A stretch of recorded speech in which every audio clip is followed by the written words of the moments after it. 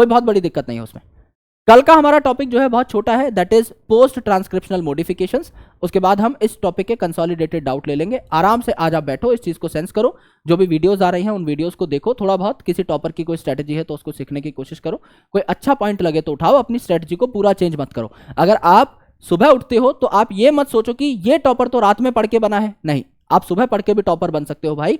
आपको नॉर्मली खुद का बेस्ट टाइम जज करना है, तो आराम से अपने हिसाब से चलते रहो। कहीं किसी टॉपर की स्ट्रेटजी में कोई चीज अच्छी लगे, कोई टॉपर ऐसा बोले कि मैंने एनसीईआरटी को 20 बार पढ़ा, वो बात उठाओ, एनसीईआरटी को 20 बार पढ़ो, है ना। कोई टॉपर बोलता है कि मैंने 10,000 क्वेश्चंस किए थे बायोलॉजी में, 5,000 क्वेश्चंस किए थे फिजिक्स में, उस बात को उठाओ। कोई बच्चा बोलता है कि मैंने 100 टेस्ट दिए थे, 100 टेस्ट दो। ये सारी चीजें बहुत इंपॉर्टेंट हैं, ये सारी चीजें आप किसी भी टॉपर की स्ट्रेटजी से उठा सकते हैं। टाइम टेबल, है ना सर, कितने घंटे पढ़ें, ये सब बहुत बेफिजूल बातें हैं। क्योंकि अगर मैं आपको बोलूं, लेट्स से मैं आज आपको बोलता हूं यार 14 घंटे पढ़ो, पढ़ लोगे? कल पढ़ोगे 14 घंटे मेरे बोलने से? अगर आप में वो हिम्मत ही नहीं है तो कोई बोलता रहे कुछ भी, क्या फर्क पड़ता है उस चीज से? अगर आज आपकी पोटेंशियल 6 घंटे पढ़ने की है और मैं आपको कहूं कि 14 घंटे पढ़ो, आप कैसे पढ़ पाओगे? क्या आप अपनी बॉडी को 2.5 गुना ज्यादा स्ट्रेस दे दोगे कल एक दिन में? क्या एक दिन में इतना बड़ा जंप मारा जा सकता है? क्या क्वांटम लीप पहुंची जा सकती है एक दिन में? नहीं पहुंची जा सकती।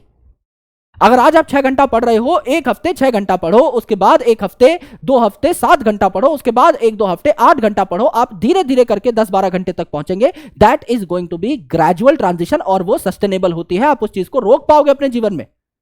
आज मोटिवेट होकर 14 घंटा पढ़ने बैठोगे, अगले दिन 14 घंटे सोओगे भी। हम लोग खुद के हाथ से बनाया हुआ टाइम टेबल खुद फाड़ देते हैं। क्या हम खुद से ही ईमानदार नहीं रह पाते? सोच के देखो ना कभी। आपको आपसे बेहतर कोई नहीं जानता, मुझसे बेहतर कोई नहीं जानता। I have spent 27 years with me. मुझे पता है कि मेरे अंदर पढ़ने का जो जज्बा है वो 7 घंटे का ही है दिन में।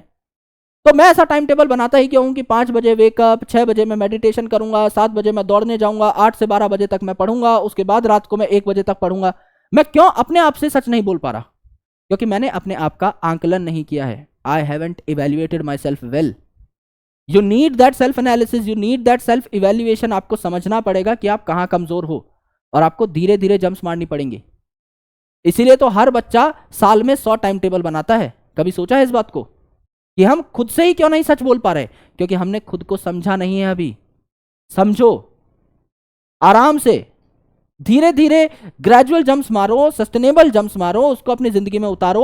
आप 2-2.5 महीना किसी से पीछे हो जाओगे तो कुछ नहीं छूटेगा। आप ये भी तो सोचो, आपको 10 घंटा पढ़ने की आदत भी तो लग गई उस 2-2.5 महीने के प्रोसेस के दौरान। अब आप औरों से आगे भी तो पहुंच जाओगे। अब आप जब 10 घंटा कंटिन्यूअसली पढ़ने लगे हो तो जितनी आपको लीड लेनी है लो आराम से बैठ के। लेकिन वो लीड डे 1 पे क्यों चाहिए? हम लोग हमेशा ऐसा क्यों सोचते हैं कि आज मैं पढ़ने लगूं और आज मैं टॉपर बन जाऊं, आज मैं जिम जाऊं और आज मैं आर्नोल्ड बन जाऊं? क्योंकि उस प्रोसेस को एंजॉय नहीं करते हम लोग। इस प्रोसेस को एंजॉय करो, बहुत मजा आने वाला है, साथ साथ चलेंगे, प्रॉमिस करके जा रहे हो, मां की कसम है तुम सब लोगों को, है ना। पढ़ना भाई ईमानदारी से, और बाकी जो होगा हम देख लेंगे, है ना। अब तुम्हें पता लगेगा कि मतलब समझ जाओ, आगे करेंगे हम लोग, बहुत कुछ करेंगे और बहुत धमाकेदार चीजें करेंगे। आप बस साथ देते रहना और जो बोलूं उस हिसाब से पढ़ते रहना बस, है ना। बाकी टीचर्स भी आपको बताते रहेंगे, उनकी बात भी सुननी है रेगुलरली। लेकिन मैं जो आपको कंटेंट दूंगा उसको पढ़ लोगे भाई, आर पार हो जाओगे। उसके अलावा आपको कुछ चाहिए नहीं, टेंशन मत लो, है ना। पंच कब आएगी सर? पंच आ जाएगी यार, कल परसों में आ जाएगी, करते हैं कुछ, राइट। चलो यार, thank you so much, lots of love, जय हिंद। बहुत बहुत शुक्रिया इस सेशन को देखने के लिए।